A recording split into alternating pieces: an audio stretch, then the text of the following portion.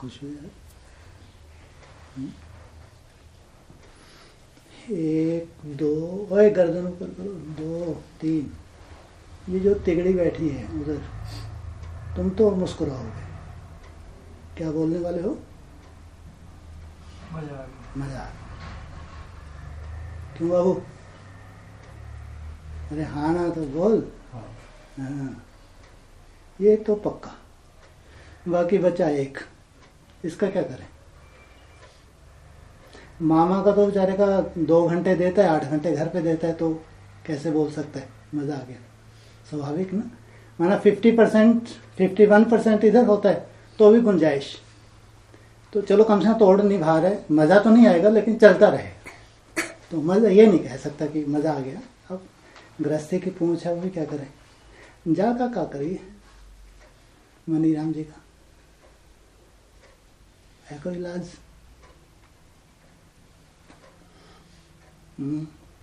बोलो भाई। मजा आ गया। 2 ही चीज है, या तो कुछ समय के लिए बाहर जाना है, 2-4-6 महीने के रेस्ट कर लो, पानवर्दी तपस्या कराओ, कहीं भी निकल जाओ, सेवा के लिए निकल जाओ, या फिर बुद्धि चलाना बंद करो। अब ऐसा लगता है घर में ही सीखने को है। अगर सीखना हो तो हम घर में ही सीख सकते हैं। यहाँ जो सेवाधारी हैं उनसे सीखा जा सकता है सेवा क्या होती है, अपनापन क्या होता है। सेवा एक तो बांध दी जाती है गले में, ये है सेवा। वो बंधी हुई सेवा मजबूरी में चलते रहते हैं। एक होता है जहां दिखे कुछ नुकसान हो रहा है यज्ञ का, फटाफ उस अपनापन होता है एक। तो बहुत अंतर है सेवा में। तो ये है सेवाधारी, इनको ऑलराउंडर कहता है। कोई भी चीज या कि कहीं खराब हो रही है, कुछ हो रही है, ये क्वालिटी किसमें है? देखो सर्टिफिकेट देते हैं बाबू को, चंचल को, सब। ये विशेषता होनी चाहिए। ऑलराउंडर ही बनना चाहिए। ऐसा नहीं कि जो हमारी ड्यूटी है बस वही 5-7 मिनट की होती है। दूसरी जो सेवा होती है ना कई बार, जिसमें यज्ञ का कोई नुकसान हो रहा होता है, मालूम पड़ा इसमें नुकसान, ज्यादा काउंट करके देखना मेरे को, क्योंकि बड़े काम तो हम मिलकर ही करते हैं। ज्यादातर जो बड़ी सेवाएं होते हैं हम लोग मिलके ही करते हैं। लेकिन अपनापन कहाँ होता है? जो चीज मालूम है कोई नहीं इसको देख पा रहा है, खराब हो रही है, वो ज्यादा 10-15 मिनट की होगी, आपने समेट दिया, उसको कर दिया, तो बहुत भाग्य बनता है। ये क्वालिटी क्या करें? आपको तो 1.5 साल पहले माथा मारा था, 1 साल पहले मालूम था कि कब्र में लटक जाओगे।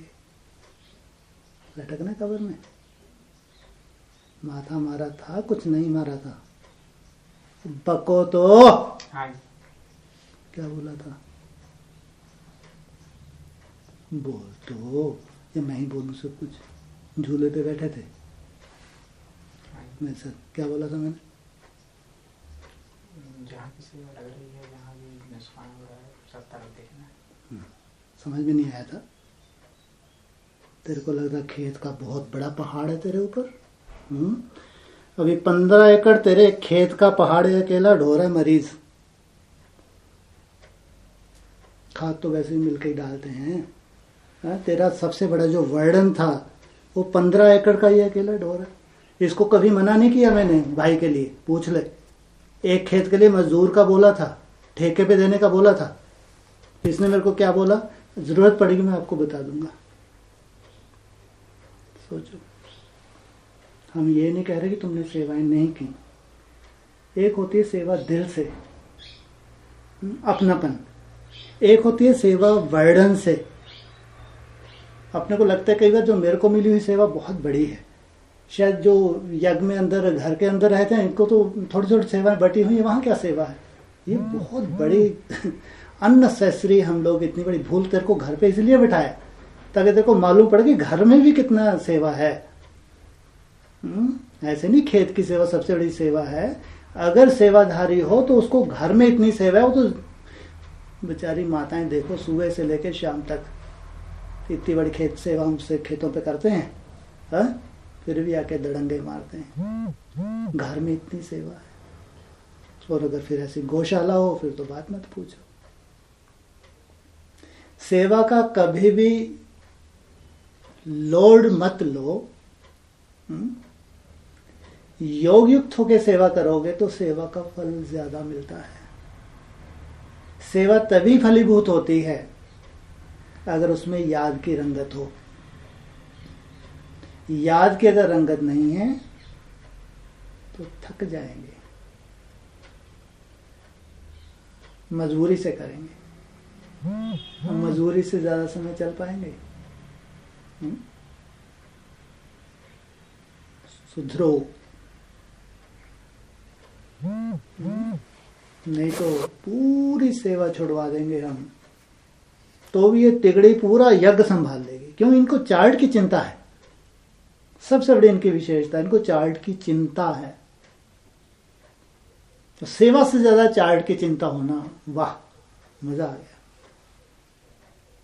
जिसको अपने चार्ट की चिंता है वो ही सच्चे सेवा कर सकता है, सच्चा सेवादारी। अगर चार्ट की चिंता नहीं, सेवा में लगे गधे की तरह लगे हैं, बोझा ढो रहे हैं अननेसेसरी, यज्ञ में तो पसंद ही नहीं किया जाता। इसलिए एक इशारा भी दिया था कभी कि एक योगी कितनों के बराबर है? 10 के बराबर है। ये प्रैक्टिकल दिखा सकता है कि योगी, और दिखा देगा। वो तुम लोग कहते तो कोई आता ही नहीं, क्या मालूम यहाँ कैसे होगा, यज्ञ चलेगा। काहे बाबू, कब तक आएंगे, गौशाला का क्या होगा? हाँ, अब तो नहीं लगता? पहले मुझे लगा, तेरे को नहीं लगा, अच्छी बात है। वो जिनको लगा, पटेल को, वहाँ तो हाथ पाँव फूल रहे थे वहाँ के, तो गौशाला इसलिए गौशाला से आउट किया। मजबूरी में टिका है पटेल, गौशाला में ठहरने नहीं देंगे हम। आए हाथ पाँव फूलते थे वहाँ के। हाँ, कभी गाय को नहीं नहलाया, जब से आया नहलाया कभी? गौशाला तुमने भी संभाली है, गौशाला उसने भी संभाली है। गाय की जो तुम लोगों ने मेहनत की है वो भी मैंने देखी है। करता वो भी है बेचारा, बुजुर्ग भी तो हो गया है ना, थोड़ा सा बुजुर्ग हो जाते हैं। इसलिए अभी तो मजबूरी में टिके हैं उसे वहाँ। बाकी जो सानी की है सुबह की, बाकी जरूरत ना है, जरूरत का अच्छी जरूरत ना भैया। तो और चाहिए सेवाधारी बाहर से 2-4 आह्वान करें बैठ के। या ये कहो अंतिम समय में हम अपना भाग बना लें।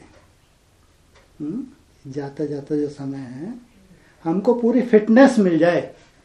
कौन सी फिटनेस? मानसिक और दोनों मिल जाए। मानसिक तो है ही है, फिजिकल फिटनेस चाहिए। स्वर्ग तभी कहेंगे जब फिजिकल पूरी फिटनेस हो तुम्हारी। मनसा के लिए तुम मेहनत कर ही रहे हो, लेकिन तुम्हारा शारीरिक कर्म भोग भी नहीं होना चाहिए, तब कहेंगे स्वर्ग। नहीं तो इधर दर्द हो रहा है, उधर मनसा तेरी बड़ी है, अधूरा स्वर्ग है वो। और हड्डी सेवा से ही, इसलिए लास्ट टाइम भी ये इशारा दिया था कि जो सेवा कर रहे हैं, मान लो 10:05 पे आपका यहाँ दर्द होने लगा है, और वो भी सेवा करते करते, और वही दर्द 10:05 पे होना तय है, भले तुम बिस्तर पे क्यों ना लेटे हो। कैलकुलेशन ग्रहों की ये कहती हैं, ये कैलकुलेशन जो ग्रह दशा है या हमारे हिसाब किताब कह लो, ये कहती है उसी टाइम तुमको दर्द होना है, भले तुम बिस्तर पे क्यों ना लेटे हो। तो वो दर्द सेवा में झेलना अच्छा है या लेट के झेलना अच्छा है? सेवा में झेलना अच्छा। चुप तो करना है। सेवा में तो दर्द लगेगा नहीं। जब बाप का सहयोग मिलता है ना, महसूस नहीं होगा। इसलिए कहा, दधीचि ऋषि का जो मिसाल दिया, हड्डी हड्डी स्वाहा, ये स्थूल सेवा की बात है। दधीचि ऋषि ने हड्डी हड्डी यज्ञ में स्वाहा की। तो फिजिकल फिटनेस और मनसा भी बढ़िया दुरुस्त हो जाए, तो सोने पे सुहागा। मनसा तो दुरुस्त होनी ही है, जो तुम लोग मेहनत कर रहे हो, मनसा तो दुरुस्त होनी ही है। लेकिन फिजिकल फिटनेस भी जरूरी है। क्या करें, आपने मेहनत खूब की, ये नहीं कह रहे कि आपने कुछ नहीं किया, आपने बहुत अच्छे से संभाला, इसमें कोई शक नहीं है हमको। इतने साल आपने बहुत मेहनत की है, लेकिन फिर भी बुद्धि तो चली है।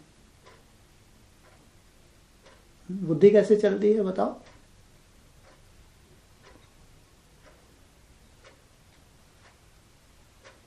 बुद्धि ऐसे भी चलती है जैसे कोई बड़ी सेवा खेत पे निकल आई है ना, आपने कॉल करके भाइयों को बुलाया, 3 भाई 4 भाई पहुंच गए। अब आपको भी उस सेवा में कायदा ये कहता है शामिल होने। आपको मालूम है ये तो ज़्यादातर आश्रम पे रहते हैं, वहाँ कुछ कम से ये तो कर ही लें, तो आप ज़बरदस्ती या ट्रैक्टर चढ़े हैं, डीजल फूंक रहे हैं, ज़बरदस्ती किसी कोने में लगे हैं, अननेसेसरी टाइम वेस्ट कर रहे हैं, क्योंकि ये तब तक ये निपटा लेंगे। अननेसेसरी, जबकि वहां अभी आपकी जरूरत नहीं है जहां आप लगे हैं। आपका कायदा ये कहता है अगर उनको बुलाया तो उनके साथ सहयोगी बन जाना चाहिए, और आप जो सोल आती है उन सबको भी डिस्टर्ब कर देते हैं, यहां से नहीं यहां खोदो, यहां से नहीं यहां खोदो। बोझ चढ़ता नहीं चढ़ता? नहीं चढ़ता। कई बार कंप्लेंट आपकी हुई है, कई बार बोझ चढ़ता है मेरे भाई, सोते ही रह जाएंगे। इस यज्ञ में कोई फर्क नहीं पड़ेगा अगर आपको 4-6 साल की छुट्टी दे दूं, ले तो लेंगे हम वापस, जाने नहीं देंगे आपको, कोई फर्क नहीं पड़ेगा। अभी तो भाइयों खुली छुट्टी है, जब जरूरत पड़े मजदूरों का साथ लो। हम तो अपनी सेवा कर ही रहे हैं, मेहनत कर रहे हैं, लेकिन जब भी एक्स्ट्रा लोड लगे तुरंत मजदूरों को लो, काम निपटाओ। इसलिए अपनी अवस्था की चिंता, इसमें बुद्धि नहीं चलानी, काम को नहीं देखना, ये काम 2 काम है, तुझे कौन सा निपटाना है। कई बार देखते हैं ना, ये चीजें छोड़ दो, नुकसान करेंगे। इसलिए बेहतर है गेट से बाहर ना जाएं आप कुछ समय, हम जब भेजें तो जाएं। इसको जब जरूरत पड़ेगी बोलेगा तो आपको बिल्कुल भेजेंगे, जरूरत पड़ेगी बोलेगा बिल्कुल, आपका इसमें कल्याण है।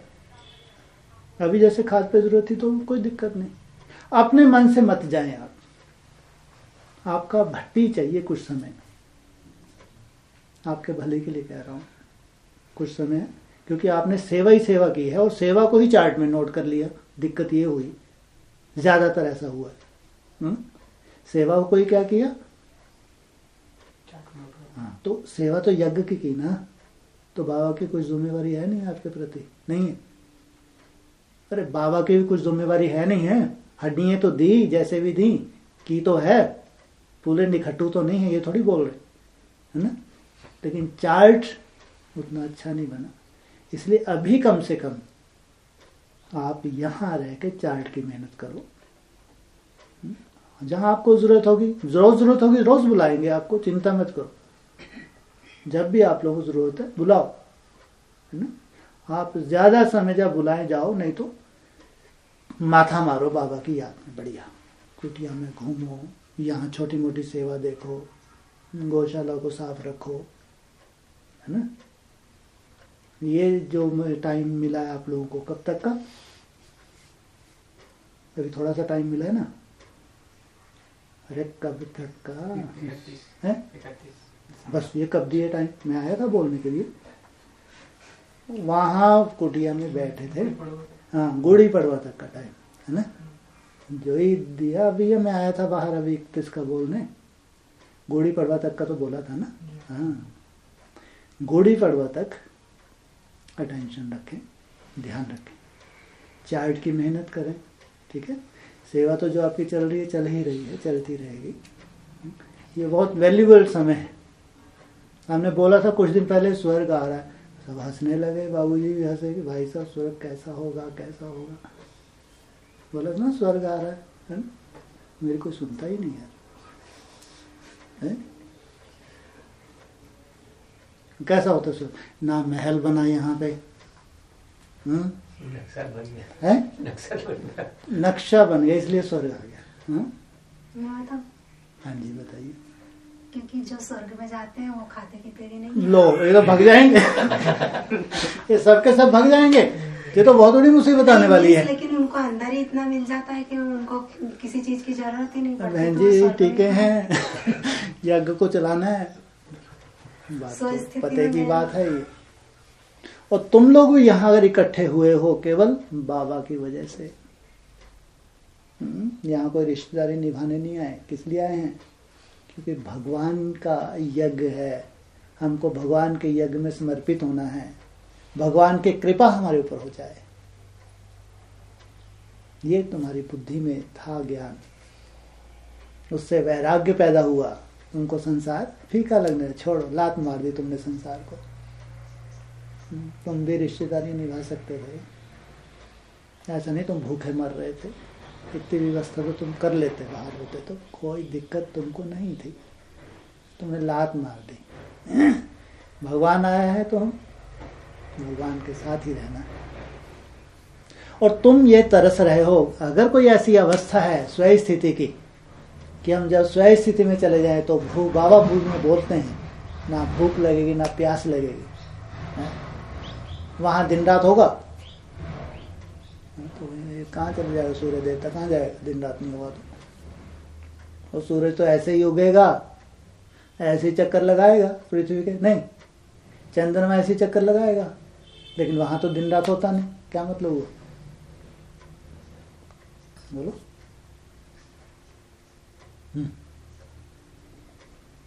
वहां दिन रात नहीं होता।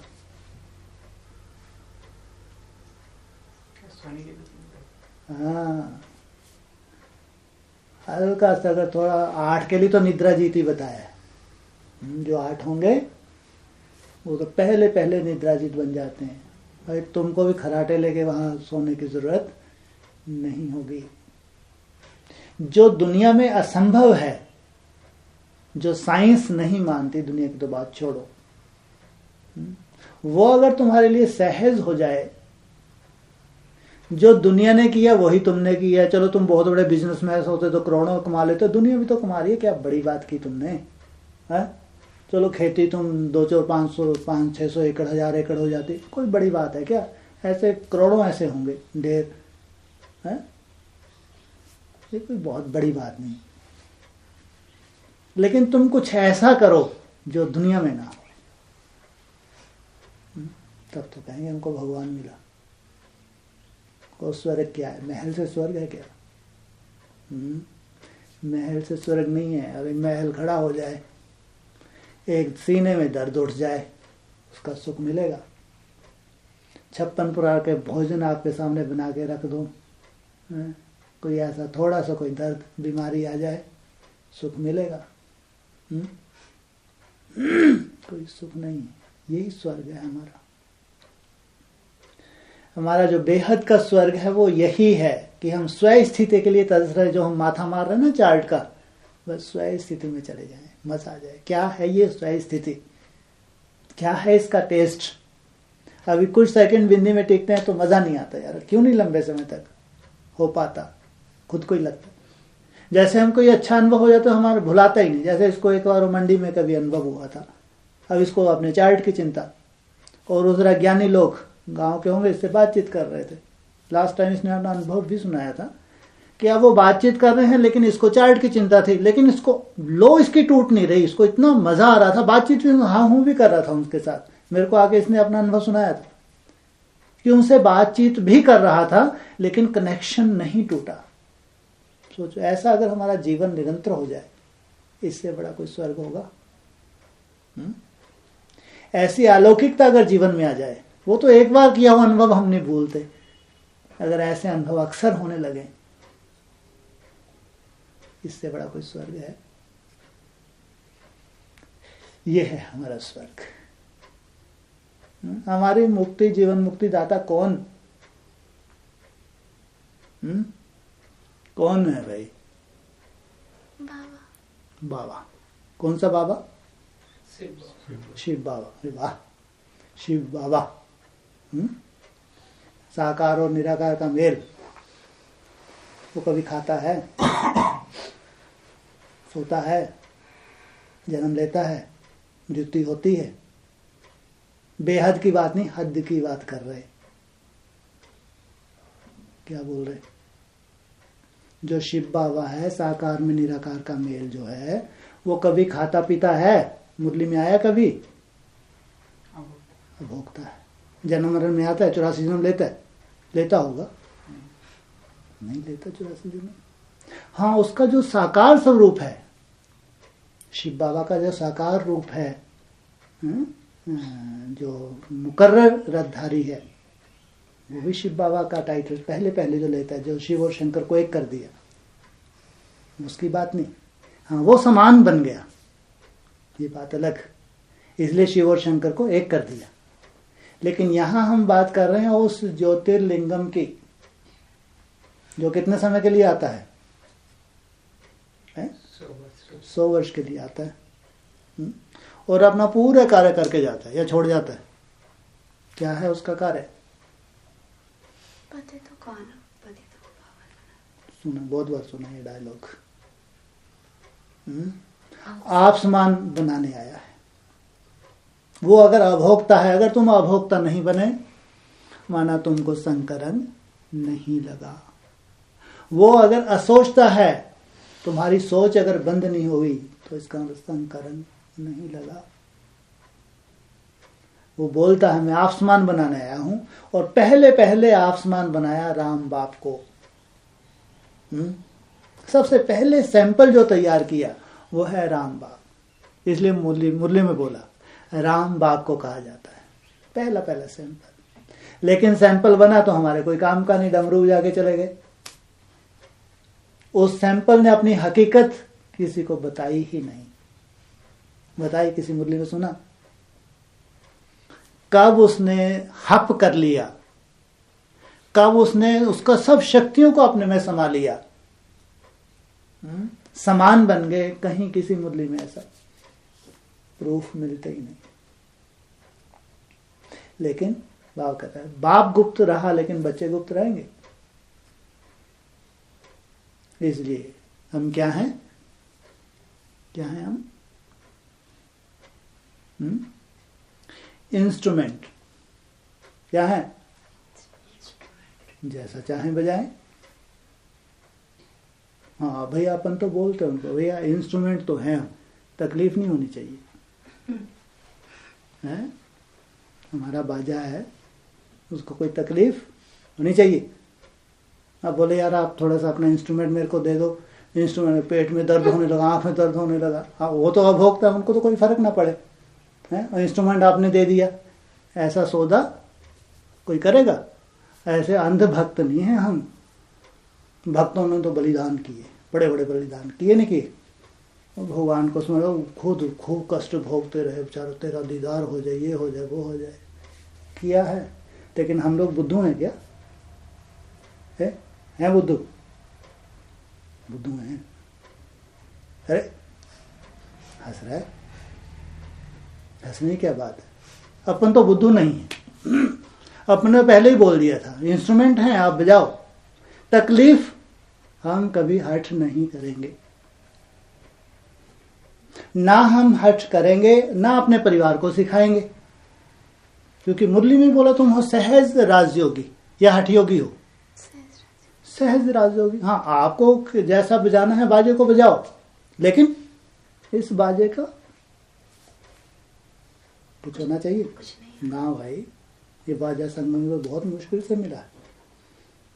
इस वही तुमने भूखा भागा रख के मुकेश भाई जैसे बाकी गति और ऐसी कछु गति हो जाए हैं, तो अपन ने तो पहले ही ना। दूसरा फतेहचंद जैसे ढेर हैं, इसलिए हाँ इंस्ट्रूमेंट है, आप बजाओ, लेकिन क्या? लेकिन तकलीफ कोई ना हो। इंस्ट्रूमेंट को एहसास भी ना हो, उसके ऊपर कुछ आप प्रयोग कर रहे हैं, कैसा लगेगा? आपके कुछ प्रयोग करें, क्यों प्रयोग करें?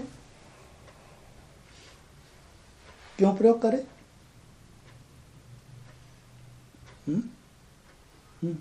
क्यों प्रयोग करें?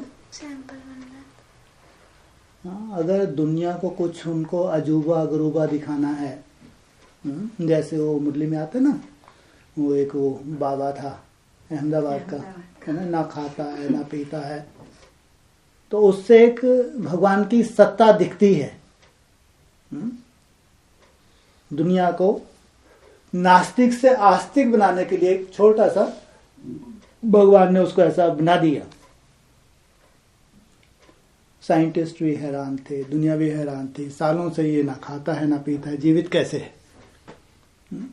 तो भगवान को नास्तिकता को खत्म करने के लिए, आस्तिकता को कायम रखने के लिए भक्ति मार्ग में ऐसे सैंपल बनाता है।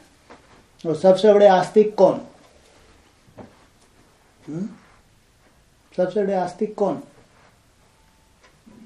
बोलो। लक्ष्मी है।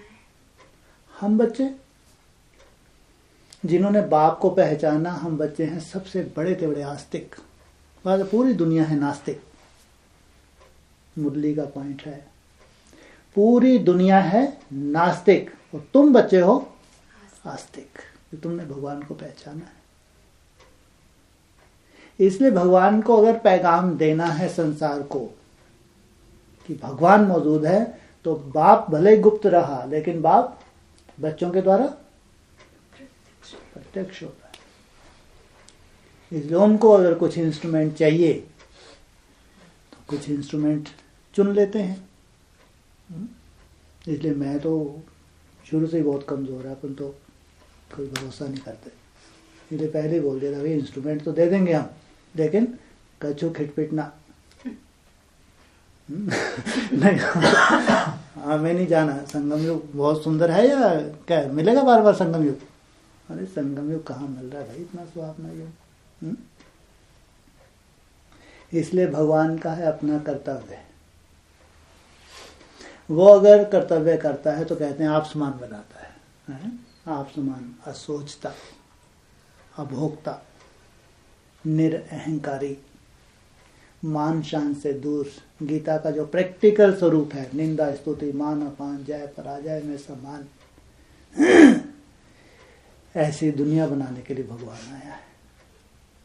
और हमने बोला था अभी स्वर्ग आ रहा है, नहीं यकीन हुआ ना? कैसे, थोड़ा बताइए।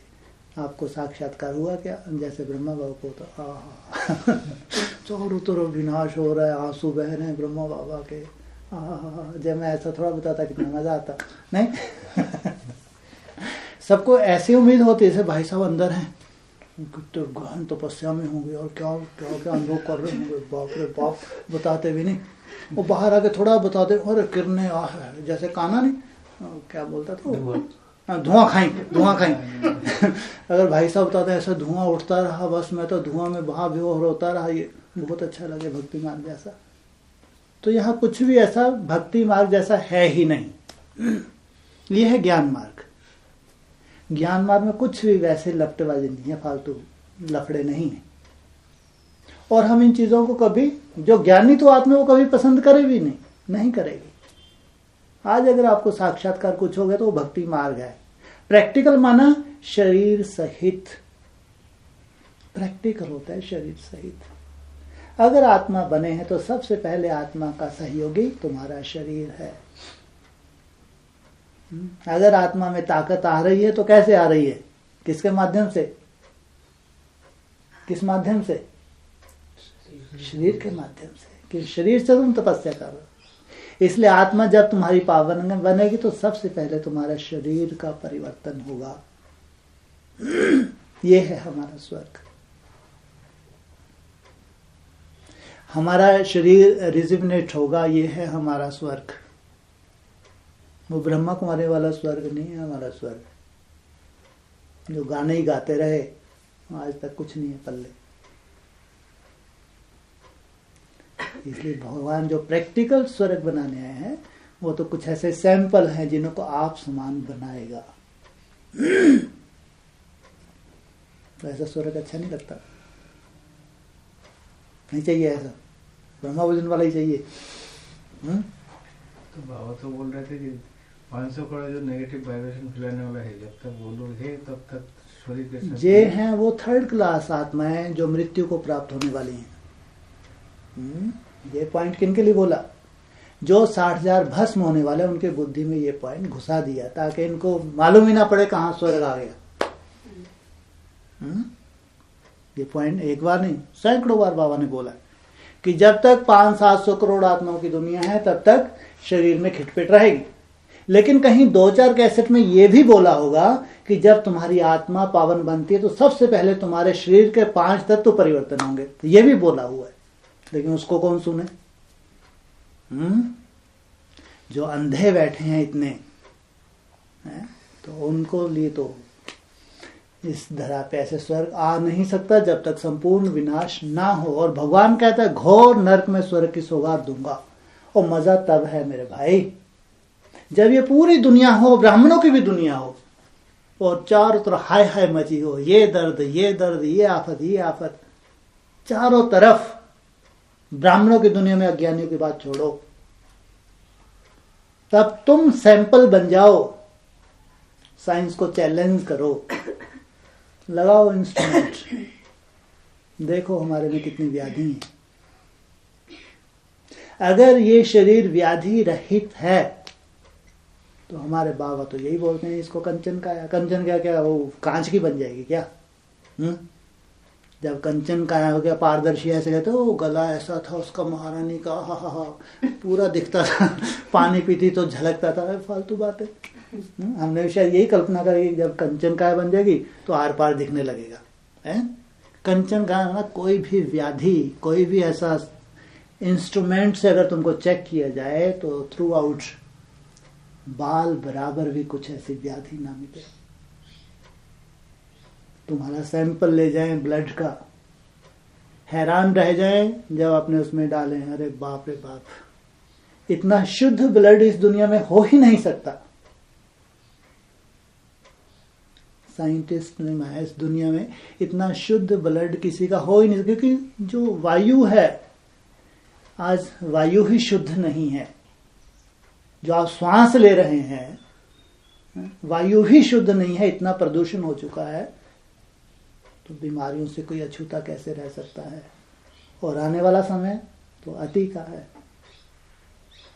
इसलिए हमारे लिए ये नहीं बोला भगवान ने, हमारे लिए तो ये बोला अगर तुम्हारी आत्मा पावन बनेगी तो सबसे पहले तुम्हारा, ये मुरली का पॉइंट बाबा ने बोला है। ये है 60,000 भस्म होने वालों के लिए ये पॉइंट। जब तक 500-700 करोड़ आत्माओं की दुनिया है तब तक तुम पावन बन नहीं सकते। ये उनके लिए है, हमारे लिए नहीं। हम तो सैंपल तैयार होने जा रहे हैं। हमारे लिए तो बाबा ने कहा है घोर नरक में स्वर्ग की सौगात, सैंपल तैयार होंगे। जो सूर्यवंशी है ये सैंपल होंगे जिनको सब फॉलो करेंगे। ये वर्डिंग है। और यही देखना चाहता है हमारा पूरा ब्राह्मण परिवार। कोई तो सैंपल हो। बाप ने अपना मुखड़ा कभी नहीं दिखाया, अपनी सच्चाई व्यक्त नहीं की, इसलिए स्वर्ग की परिभाषा ही भूल गए। वास्तव में स्वर्ग है तो कैसा होगा? जैसे ब्रह्मा को ने ढेर के ढेर महल बना लिए, उनको लगता है शायद यही स्वर्ग है। एक दिन माउंट आबू चले जाएंगे, महलों में रहेंगे, स्वर्ग में पहुंच गए। अभी ब्रह्मा कुमारों की क्या हालत है? शरीर छोड़ने से पहले ऐसा कोई ब्रह्मा कुमार नहीं है जो महीनों हॉस्पिटल में न भर्ती रहता हो। सोचो, ये जो बड़े बड़े जोनल इंचार्ज हैं इनकी ये हालत है। जो बड़े बड़े जोनल इंचार्ज हैं शरीर छोड़ने से पहले महीनों हॉस्पिटल में भोगते हैं। ये पूरा जीवन इन्होंने सेवाएं दी हैं, 50-50 साल। अभी कुछ दिन पहले, अभी कल परसों अमीर चंद भाई, ये पंजाब जोन के जोनल इंचार्ज थे, उन्होंने शरीर छोड़ा अभी कुछ दिन पहले। बिना भोगे ये शरीर छोड़ ही नहीं रहे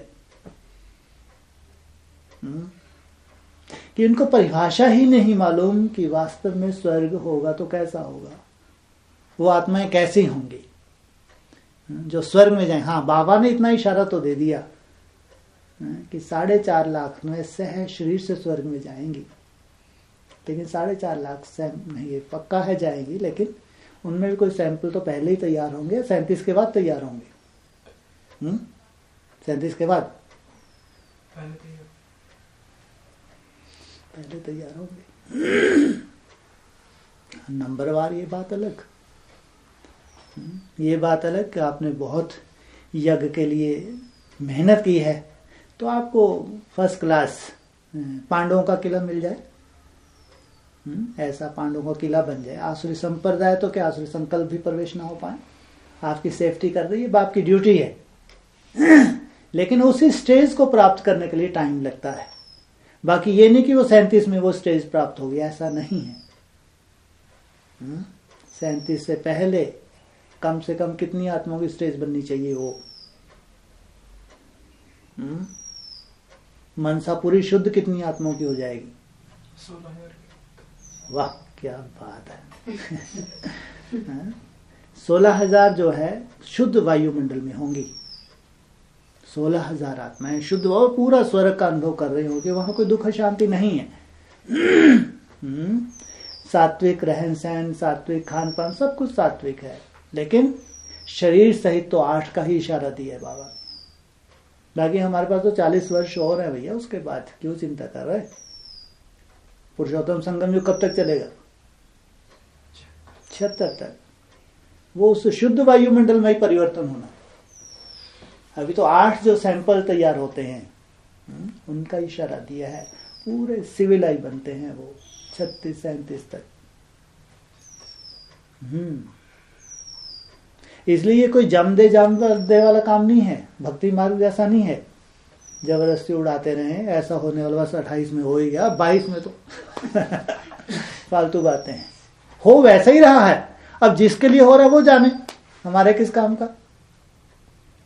अगर वो टाइम पीरियड ही देते हैं तो ठीक है, लेकिन व्यक्ति विशेष के लिए अगर लागू हो रहा है तो हम तो वैसे ही मुस्कुराते रहते हैं। बस 22 तो बस ठीक है, कुछ दिन तो बचे, 1.5 साल और चलने दो। हाँ, इसमें बिल्कुल ये फैक्ट है। जो आत्माएं ऊपर की तरफ जाएंगी उनका वायुमंडल में जो आत्माएं नजदीक होंगी वो राहत महसूस करेंगी, बहुत भाग्यशाली होंगे। जो भी आत्माएं स्वयं स्थिति में जाएंगी उनके अगर संपर्क में भी हम होंगे तो बहुत भाग्यशाली होंगे। उनके औरे में रहेंगे, हमारी सेफ्टी होगी। तो हम कहाँ होंगे? कहाँ होंगे हम? नरक में, स्वर्ग में? स्वर्ग में ही होंगे। इसलिए ऐसा भी अंधश्रद्धा वाले वो कैलकुलेशन मत बना लो बस यार पहले 8 निकलें फिर ये रत्न वतन आए, फिर वो सब। हर चीज एक्यूरेट समय अनुसार होना है और अल्पकाल के लिए नहीं। जो भी होगा सदा काल के लिए होगा, अल्प काल के लिए नहीं होगा, सदा काल के लिए होगा। इसलिए सोने की मुरली आगे चल के बजेगी, अच्छी तो नहीं लगेगी लेकिन अगर बोला है तो सोने की मुरली तो बजेगी, अच्छी लगेगी। अगर बाबा सोने की मुरली चला दे अच्छी लगेगी इसको? अच्छी लगेगी? अभी कितनी कड़वी लगी। हम सोच रहे थे कि 108 के लिए टाइम दिया है 28 का, 16,000 के लिए 37 का, अभी तो मुरली में बोला है। और सोने का डंडा मुरली मुरला ठुरला के आके बता रहे कि 8 ही, तो अच्छी लगेगी इसको सोने की मुरली? इससे तो युक्ति ही अच्छा। युक्तियों से चलना अच्छा या सोने के डंडे मुरले ठुरले खाना अच्छा? क्या अच्छा? युक्ति से चलना अच्छा है। सोने की मुरली पसंद है? पसंद तो होनी चाहिए। सच्चाई सच्चाई ही होती है। उस सच्चाई को अगर घोट के चलते हैं तो आप परमानेंट चलेंगे। भक्ति मार्ग की तरह परमानेंट नहीं चलाया जा सकता। जो 76 तक ब्रह्मा कुमारी इसको चलाया, सब नहीं चल पाए। उसका मालूम नहीं कितनी ढेर की ढेर मर गई, अनिश्चय बुद्धि हो गई। फिर एडवांस पार्टी को युक्ति तक चलाया 2000 तक। 2000 आते आते मालूम नहीं कितने अनिश्चय बुद्धि बन गए। फिर 18 तक चलाया कि 18 में तो बस कंचन काया हुए, बर्फ में सब जमेंगे, बर्फ ये बर्फ खाओ, बर्फ पियो, सब 19-20 आ गया। कितने मर गए होंगे सोचो। लेकिन युक्ति से भगवान हमको तो ले आए यहां तक। तो युक्ति आपको चलाएगी, लेकिन कितना समय चलाएगी? आप हमेशा के लिए नहीं चल सकते युक्ति से। हाँ, अगर आपने सोने की मुरली सच्चाई को धारण कर लिया कि नहीं यार ये जमती है बात, ये रियलिटी है, समझो आप परमानेंट हैं। आप धैर्यतावादी हैं, वो धैर्यता योगी को चाहिए। इसलिए अभी तक तो बाबा ने युक्तियों से चलाया, लेकिन आने वाला जो समय ये 14 साल का, 14 साल कौन से कब से कब, ये जो आने वाला समय 14 साल का 22 से 36, हाँ 22, 23 से 36, 37, ये युक्तियों वाला नहीं है। ताली बजाओ। ये है, ऐसे खुश रहना चाहिए कि हमको युक्ति की जरूरत नहीं। ज्ञानी तो आत्मा को क्यों युक्ति चाहिए है? भक्तों चाहिए युक्ति। ज्ञानी तो आत्मा को चाहिए हकीकत, उसको युक्ति नहीं चाहिए, वो हकीकत चाहते हैं। इसलिए 22, 23 से लेकर 36, 37 तक ये आपका समय जो है हकीकत का है। आप फेस करेंगे सब कुछ, मन बुद्धि से साक्षात्कार भी करेंगे, हर चीज एक्यूरेट आपके सामने होगी, समय का भी एक्यूरेट ज्ञान होगा, स्वर्ग का प्रैक्टिकल क्या रूप होता है उसका भी एक्यूरेट ज्ञान होगा। हर चीज की जानकारी आपको जैसा आप चाहते हैं आज वैसी की वैसी बाबा देगा। अभी तक हमारे पास बहुत सी जानकारी है ही नहीं, केवल हमारे सवाल ही सवाल हैं, लेकिन उत्तर कहीं नहीं है। तो 22, 23 से लेकर 36, 37 तक ये वो भरपूर समय है जिसमें आपका कोई भी सवाल का उत्तर जरूर मिलेगा और आप भरपूर होंगे। आपको लगे हम ज्ञानी तो आत्मा है। इसलिए सोने की मुरली अगर स्वर्ग में है तो वैसे ब्रह्मा कुमारी को कितना सुख देते थे, कब स्वर्ग आएगा, कब सोने की मुरली सुनेंगे, हम रास करेंगे, ये करेंगे, वो करेंगे। वो तो बेचारे गाने गाते गाते ऊपर पहुंच गए। और जिनके लिए सोने की मुरली तैयार होते बोले ना युक्ति चाहिए हाँ, जिनको बाबा स्वर्ग में ले जा रहा है, जिनको सुनाना चाहते सोने के, वो दूर से हाथ नहीं बाबा वही ठीक है हाँ? जिनके लिए इतनी मेहनत करके बाबा ने सोने की मुरली तैयार की है वो सुनना ही नहीं चाहते हैं। उनको भक्ति मार्ग की तरह ही चलना अच्छा लगता है। बाकी कितनी तरसे होंगी ब्रह्मा कुमारी कि शरीर रहते रहते हम वो सब सच्चाई को जाने जो इस ड्रामा की सच्चाई है, इस सृष्टि के आदि मध्य अंत की जो सच्चाई है उस पूरी सच्चाई को जाने। और यही सच्चाई सामने आनी, यही सोने की मुरली है। नहीं चाहिए? बोलो भाई, अब तो नहीं चाहिए युक्ति, बहुत हो गया युक्तियों का। फिर आप सीधा कहाँ जाना है? स्वर्ग में जाना है, स्वस्थिति में जाना है। इसलिए चिंता मत करो। इसलिए भगवान ने अगर प्रॉमिस किया है तुमको शरीर सहित ले जाऊंगा तो उसकी ड्यूटी है, शरीर सहित ही ले जाएगा। और इससे बड़ा भाग्य नहीं है। कितनी आयु होगी आपकी कल्पना करके देखा आपने? कितनी आयु होगी? 150 वर्ष से कम होगी, ज्यादा होगी? बोलो। ज्यादा होगी। कोई भी 150 वर्ष से कम नहीं है। इतनी आयु किसी को नसीब होती है आज, और वो भी ऐसी सुखदाई दुनिया में जहां दुख का नामो निशान नहीं।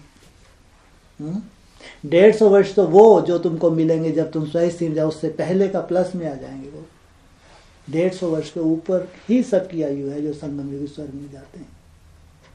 इतना बड़ा भाग है।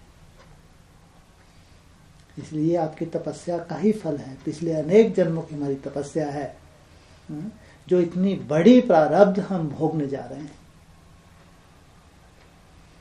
जो शरीर छोड़ देंगे इनकी बात नहीं है, ब्राह्मण भी ढेर के ढेर शरीर छोड़ेंगे। जो एडवांस वाले ब्राह्मण हैं ढेर के ढेर शरीर छोड़ेंगे। ब्रह्मा कुमारी तो छोड़ ही रही हैं, ऐसा नहीं कि सब 4.5 लाख। हाँ, शरीर छोड़ के इनको फिर आना है। यहाँ भी जो एज्ड हैं वो भी शरीर छोड़ेंगे, क्योंकि वो इतने ज्ञानी तो आत्मा नहीं बनेंगे और इतने बीज रूप अवस्था में नहीं टिकेंगे।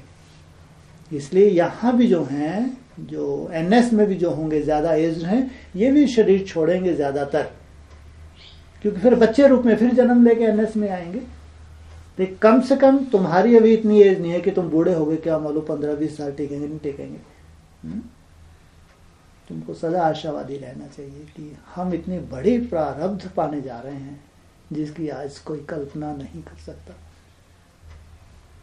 इसलिए यहाँ अगर हड्डी हड्डी स्वाहा कर रहे हैं, तपस्या की अगर मेहनत कर रहे हैं, पूरा तुम्हारा जमा होता जाता है, जमा होता जाता है। ये तुम्हारा बैलेंस ही तुम्हारा आगे काम आने वाला है। भगवान कोई कृपा करने वाला नहीं है कि तुम्हारे ऊपर कोई विशेष कृपा हो जाएगी तो उनके ऊपर नहीं है, ऐसा कुछ नहीं है। हाँ, तुम्हारे लिए एक अच्छा वायुमंडल बनता जाता है। उस वायुमंडल तुम उमंग उत्साह से यज्ञ के लिए कर रहे हो, अपने लिए कर रहे हो। ये तुम्हारी इतनी बड़ी प्रारब्ध तुम्हारी जमा हो रही है, उसको कोई छीन नहीं सकता। और इससे बड़ा भाग्य संसार में कोई है नहीं। समझ में आया कि भाई साहब की हालत बहुत गिर गई है? आज की डेट में मेरे को लगता है मैं पूरा जीवन ऐसे निकाल सकता हूँ। जो बचा हुआ मेरा जीवन है ना, पूरा आराम से। खैर तुमको ऐसा स्वर्ग नहीं देंगे बाबा, इतना कोई दिक्कत नहीं, चिंता मत करना, घबरा जाओ। लेकिन भाई साहब का ये अनुभव है आज कि अगर पूरा जीवन भी बाबा चाहे तो बहुत बढ़िया, कभी मुस्कुराहट जा नहीं सकती ना। अभी थोड़ा सा अंदर हो गए होंगे, ऐसे हो जाएंगे। और वजन अभी मेरे को 70 किलो से कम नहीं होगा, इससे कम कभी होगा ही नहीं। ये है स्वर्ग। काय बाबू देख लो स्वर्ग, पूछ रहे हो तो कैसो कैसो कर में फल फ्रूट तो खाते हैं, तो वही खाने की चिंता फिर शुरू हो गया। अरे मैं भी अभी बाहर आ रहा हूँ मेरे भाई, भटूरे छोले खाएंगे। मैं भी वैसे बता रहा हूँ, इतनी भरपूरता है, किसी चीज की जरूरत नहीं है। हाँ, ये जरूर मेरा अनुभव, मेरे को ये टारगेट था मेरा, मेरे को जल भी नहीं लेना है। और मेरे को कोई तकलीफ भी नहीं थी। ये फल वल अन्न इसका तो खैर कोई टारगेट था ही नहीं लेने का, लेकिन जल भी नहीं लेना है, ये भी ऐसा लगा था। लगा माना अच्छा लगा कि मेरे को बस नहीं लेना है कुछ दिन के लिए। तो 4 दिन बढ़िया चला, लेकिन 5वें दिन शायद वो गर्मी बढ़ गई, उसमें उबके वगैरह आने लगे, उल्टी जैसा। तो फिर मैंने पानी लिया 5वें दिन, और फिर थोड़ा पड़ा तो नींबू पानी और शहद बुलवा लिया था, वो 1-2 टाइम ले लेते हैं। तो उससे इतनी एनर्जी मिल रही है कि मैं पूरा जीवन निकाल सकता हूँ। केवल 1-2 गिलास पानी के। और ये भी थोड़ी सी कमी है अभी, ये भी थोड़ी सी आत्मिक स्मृति की कमी है अभी।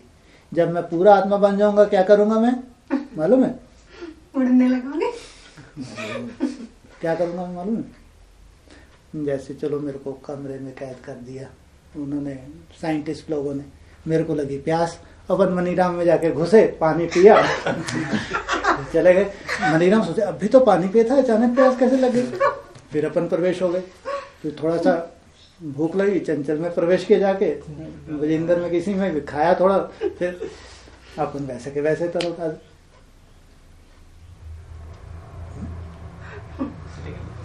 तो अलग अलग है, तो इसमें क्या? तुम्हारे द्वारा नहीं खा सकते, आत्मा निकल के किसी में प्रवेश कर सकती है। तुम मना करो, नहीं भाई साहब मैं अभी खा के चुका हूँ, तेरे को मालूम पड़े कब घुस गए भाई साहब। इसलिए खाना इतना सारा खाता था तो कोई ना कोई उसमें घुसता था। ये तो हकीकत ही है, किसी भी शरीर में प्रवेश कर सकते हैं, तुमको मालूम पड़ेगा कब। बस ये है कि अभी तो खाया था, भूख अचानक विजेंद्र अभी भूख कैसे लग गई, 10 मिनट पहले तो खाया था। ये नहीं मालूम भाई साहब को भूख लगी थी, शरीर तो उनका वहां रखा है, तो शरीर तो वहां है, तो अपन फटाक से ने 2-1 रोटी खाई, इतने में तृप्ति हुई, चले। हालांकि इसकी जरूरत नहीं होती। जब पूरा आत्मा बन जाते हैं, जब शरीर से पूरा डिटैच हो जाते हैं, फिर तो आप उस शरीर को छोड़ के कहीं भी भ्रमण कर सकते हैं। जो कुछ मुरली में आया है, पूरे संसार समाचार, वो पूरे एक स्थान पर बैठते बैठते ही देखते हैं। फिर जो आज जो पानी की जरूरत पड़ रही है, उसका कारण क्या है बोलो? थोड़ी सी कमी है। क्या कमी?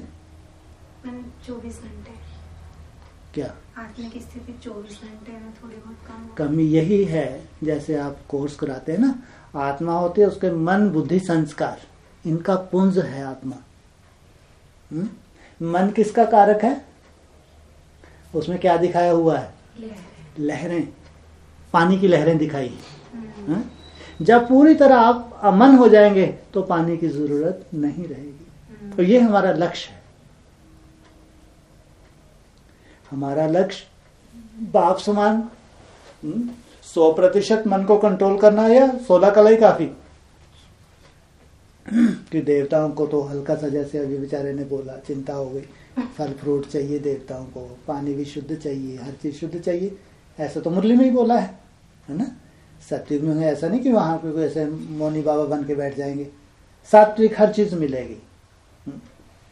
लेकिन जब उससे ऊपर जाते हैं, जब निराकारी स्टेज में जाते हैं, वहां कुछ नहीं, कोई पानी की जरूरत नहीं। आपने सुना होगा बाबा ने लास्ट इसी साल बोला था ना मुरली में, और मुरली में वो जो उसका इशारा दिया था, वो खाता है ना पीता है, तो बाबा ने क्या बोला था, कोई अगर अच्छा तुम निराकार बनने जा रहे हो, कोई हो हिम्मत किसी की, तो छोड़े वो खाना वाना, छोड़े सोना, बोला था बाबा ने ये वर्डिंग।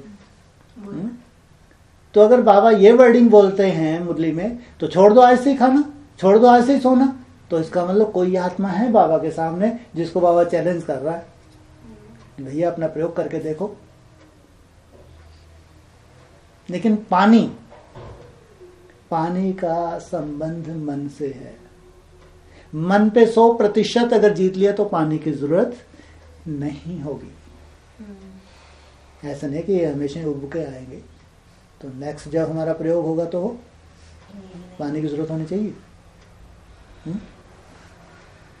भोजन की मैं आज बता रहा हूं, मैं पूरी लाइफ निकाल सकता हूं। जबकि मेरे हिसाब से एक बार मैं वो जो ये माता जी ना फ्रांस वाली राधा माता, क्या नाम है, हाँ राधा मणि, 2002-3 की बात है। तो इसको बेचारी को बरेली के पास एक पहाड़ में एक सन्यासी रहता है, वो मेन रोड से अंदर जंगल में जाना होता है। तो एक्चुअली उनका जो गुरु भाई था सुमेर मुनि, उनको ढूंढ रही थी, कुछ दिनों से आया नहीं था। तो मेरे को बोला माता जी ने कि आप साथ में चलो, मोटरसाइकिल है आपके पास, तो थोड़ा सा सुमेर मुनि शायद वहां ना हो। तो मैं उनके साथ मोटरसाइकिल पे गया। वहां पे हम लोग ऐसा बरेली से पहले ही फिर ऐसा मेन रोड से अंदर गांव में गए, गांव से फिर एक पहाड़ी पे गए। तो पहाड़ी में गुफा में एक लड़का बैठा हुआ था सन्यासी। वो शायद मेरे को जानता था, लेकिन मैं उसको नहीं जानता। पहले यहाँ भी कभी आ चुका है, ये पप्पू के यहाँ कहीं समाज तपस्या कर चुका है। बालक दास उसका नाम था, छोटा सा लड़का था, ज्यादा उम्र नहीं थी उसकी, हालांकि वो मेरे से 2-4 साल छोटा होगा उस वक्त। खैर, तो वहां जब उससे मिले बहुत अच्छा लगा मेरे को। हम लोग नाइट वहीं रुके थे, माता जी भी, मैं भी वहीं रुका था। तो उसने जब मेरे को एक चीज बताई कि मैं अभी साधना करता हूँ तो मैं फलाहार लेता हूँ, थोड़ा सा फल लेता हूँ। तो इसके बाद वो था वैष्णव संप्रदाय का था वो, ये भी उसने बताया कि मैं वैष्णव हूँ, तो अभी मैं जो साधना कर रहा हूँ मैं तो फलाहार ले रहा हूँ, मैं फल लेता हूँ। तो उसने बताया मेरे को इसके बाद जो मेरी साधना होगी मेरे को फल की जरूरत नहीं पड़ेगी। तो मेरे को बहुत हैरान हुई यार, भगवान हमको मिला। रियली बताइए, मेरे दिमाग से आज तक नहीं निकल पाया था, सही बता रहा हूँ मैं। मेरे को झटका लगा, क्योंकि हठ हम भी बहुत तपस्या करते थे, लेकिन ये व्यक्ति बोल रहा है कि इसको फल की भी जरूरत नहीं पड़ेगी। तो कमाल का है यार ये। तो हमारे मुरली में ऐसा कभी क्यों नहीं है, जबकि सबसे बड़े तपस्वी तो हमको होना चाहिए। ये तो हमारी रचना है। हालांकि मैंने कभी किससे डिस्कस नहीं किया, लेकिन मेरे को अच्छा नहीं लगा जब उसने ये वर्डिंग बोली। उसने बेचारे ने सहजता से बताया कि नेक्स्ट मेरा स्टेप ये है, तो मेरे को भोजन की जरूरत नहीं पड़ेगी। तो लेकिन वो चीज कभी मेरे दिमाग से नहीं निकल पाई। मेरे को अगर ये हमारी रचना है, तो अगर हमारी ये स्टेज अगर जीवन में नहीं बनी तो मतलब ही क्या। इसलिए हमारे लिए तो फलाहार रहना ही बहुत बड़ी बात है, क्योंकि ये किए नहीं थे कभी। तो इच्छा बहुत थी, बहुत समय से इच्छा थी कि कभी 2-4-6 महीने में केवल फल खाऊं, फल से देखूं, ऐसी इच्छा थी। लेकिन अभी पहली बार ये चांस मिला मेरे को, 6 महीने पहले। उसमें बाबा ने चलो थोड़ा सा अन्न का भी त्याग करवा दिया। तो आज मेरे को लग रहा है कि यार भगवान की अगर ये सच्चाई बोल रहा था कि, लेकिन वो कृपा अगर हमारे ऊपर ना हो तो उनके ऊपर कैसे हो सकती है तो संगम युग की यादगार।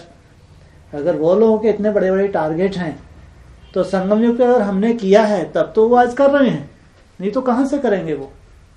लेकिन आज मैं महसूस कर रहा हूं यार कि मेरा तो ऐसा, हाँ दिल में ये चीज थी, लेकिन इतनी सहजता से मेरे को मिल जाएगी ये तो मैंने कभी नहीं सोचा था।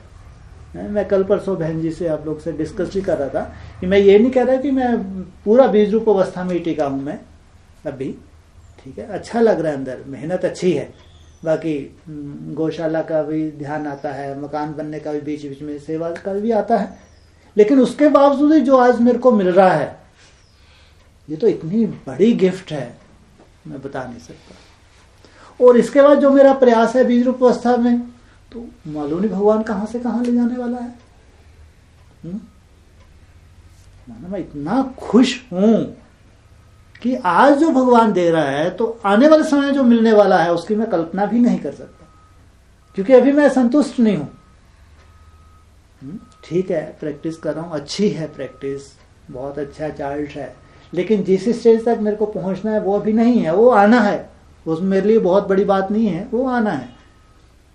तो उस वक्त भगवान मेरे को कहाँ ले जाएगा, कहाँ बिठाएगा, उनके बाद क्या, कौन सी खाली जगह है ऐसी, मजा आता है सोच के। इसलिए वो एक जब आज 2003 में ये सुना था उस सन्यासी से कि नेक्स्ट हमारी स्टेज जो होगी उसमें कुछ खाने की जरूरत नहीं होगी, आज मेरे को भी लग रहा है ऑल लाइफ मेरी पूरी जीवन ऐसे निकल सके आराम से, खुशी से। बिल्कुल ऐसा नहीं लग रहा कि मैं कोई हट कर रहा हूँ या मेरे को भूख लग रही है, कोई दिक्कत नहीं। ये दुनिया के हिसाब से तो एक आश्चर्य है कि भगवान ऑलरेडी एक आश्चर्य ही तो है। भगवान सबसे बड़ा वंडर है, वो आसमान हमको बनाता है। हमारा तो यही हमने जीवन में मांगा, भगवान ऐसा जो अलौकिक गिफ्ट हैं वो क्या हैं, हमको तो मालूम ही नहीं था तुम्हारी गिफ्ट क्या है। साक्षात्कार में हमको मजा नहीं आता, हम कभी साक्षात्कार चाहते नहीं है, लेकिन वो कौन सी अलौकिकता है जो आपके पास है, जो हमें आने वाली है, हमको मालूम ही नहीं था। वो तो गूंगे के गुड़ वाली बात थी, क्योंकि जो हमारे आदर्श बाबा, उन्होंने कभी ऐसा कोई विशेष रूप से कहीं डिस्कस ही नहीं किया, मुरलियों में कहीं प्रकाश ही नहीं डाला।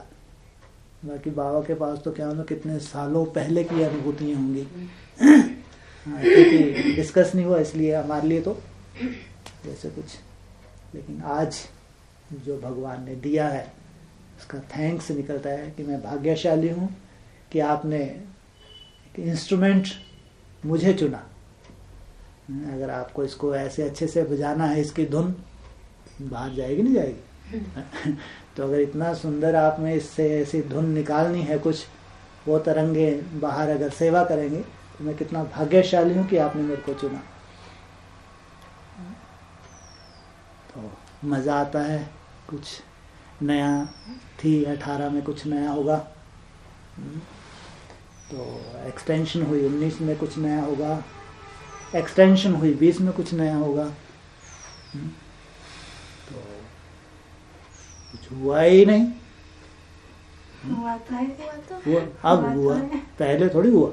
पहले भी तो तीसरी उड़ान में भी हुआ था। क्या हुआ था? नींद गायब हो गई थी। नींद गायब हो गई, अल्पकाल के लिए, है ना। हाँ, ये हुआ था कि साक्षात्कार कह सकते हैं।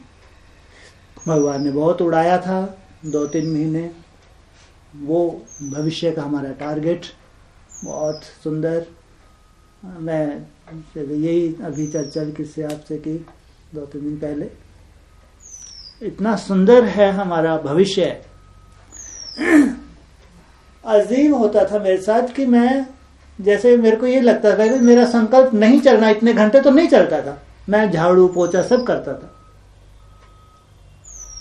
मालूम नहीं, अजीब होता था कि जैसे भी अचानक ऐसा फोर्स था कि कोई संकल्प नहीं चलना है। मैं झाड़ू पोछा कर रहा हूँ, फल वल खा रहा हूँ, कुछ भी, लेकिन 4-5 घंटे कोई संकल्प नहीं भैया।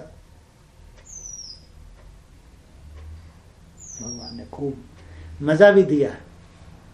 तो भविष्य हमारा ऐसा, आज हमको पहाड़ जैसा लगता है, कैसे 8 घंटे हम निसंकल्प होंगे, बाबा 3.5 नहीं, कुछ नहीं है ये तो इंटरनल से ऐसा लगता है आत्मा धीरे धीरे पक रही है हमारी। हम संतुष्ट नहीं है, लेकिन हम लगे हैं, लेकिन आत्मा धीरे धीरे पक रही है। शायद आज मेरा सबसे बड़ा टारगेट ऐसा लग रहा है मेरे को पूरी इसकी जानकारी चाहिए इंटरनल सिस्टम की। ये सिस्टम अगर ये पक रहा है, किस स्टेज पे जाके कितना पकता है, किस स्टेज पे कितना पकता है। वो तो कहते हैं 8 चक्कर है, इतने चक्कर है, फालतू चक्कर, ये चीजें हजम नहीं होती क्योंकि मुरली में नहीं है, लेकिन कुछ तो है इंटरनल। हम धीरे धीरे, जैसा भी टूटी फूटी हमारी याद किया था, हम लोग पक रहे हैं। कहाँ तक कितने पकेंगे हमारे पास थर्मामीटर अभी नहीं है, लेकिन इसकी जानकारी मेरे को लगता है चाहिए, बाबा देगा। इसलिए यही मत सोचो कि हम कब बनेंगे, कब 5 मिनट का ट्रैफिक कंट्रोल होगा, फिर 10 मिनट का ट्रैफिक कंट्रोल होगा, वो कब कैसे होने लगेगा हमको नहीं मालूम। जैसे बाबा कहते हैं पूड़ी जब नीचे पड़ी हुई है, जब तक पूरी गर्म नहीं हुई है ऊपर नहीं आती है ना? लेकिन आग अपना काम कर रही है। जब वो तेल पूरी तरह गर्म हो जाएगा तो फटाक से पूरी पक के ऊपर आ जाती है। इसलिए जो उसका काम है उसके लिए धैर्यता रखो, जो उसको अपना काम करना है उसके लिए धैर्यता रखो। जो तुम कर रहे हो बस ये तुम्हारा कर्म है, तुम्हारा सबसे बड़ा कर्म है योग युक्त रहना। याद की मेहनत करना ये तुम्हारा सबसे बड़ा अलौकिक कर्म है। तो इसको निरंतर करते रहो, बाकी क्या उसको कब कैसे देना है वो उसकी ड्यूटी। इसलिए बहुत अच्छा लग रहा है, ऐसा रहा 37 तक ऐसी बाबा ले चले तो लेकिन फिर वो छिटक जाएंगे इसलिए मैं तो जैसे ही बाहर निकलूंगा मुरली का पॉइंट सुना दूं यार। मिर्ची वाला पॉइंट सुना नहीं सुना? काय मामू नहीं सुना? अरे यार जो सुनने वाली बात है वही नहीं सुनी तुमने। जो कितना सुंदर पॉइंट, बाबा को कितनी चिंता है, बाप रे बाप, ऐसा बाप कहाँ मिलेगा। धन्य हो गया भैया, ऐसा बाप नहीं मिलेगा। इतनी चिंता, केवल उसको अपने बच्चों का ही ध्यान है। सोचो, केवल इस ग्रुप का ध्यान और किसी की चिंता नहीं। वासलेट वहाँ होता नहीं है, लेटेस्ट मुरली है ये। हाँ, जैसा यहाँ वैसे दुनिया में चलता है। हाँ। बाकी लाल मिर्ची वगैरह तो नहीं होती है ना। लाल मिर्च खाना बड़ा नुकसानकारक है। हाँ, कैसी खाना चाहिए? हरी मिर्च खाना चाहिए। खुश तो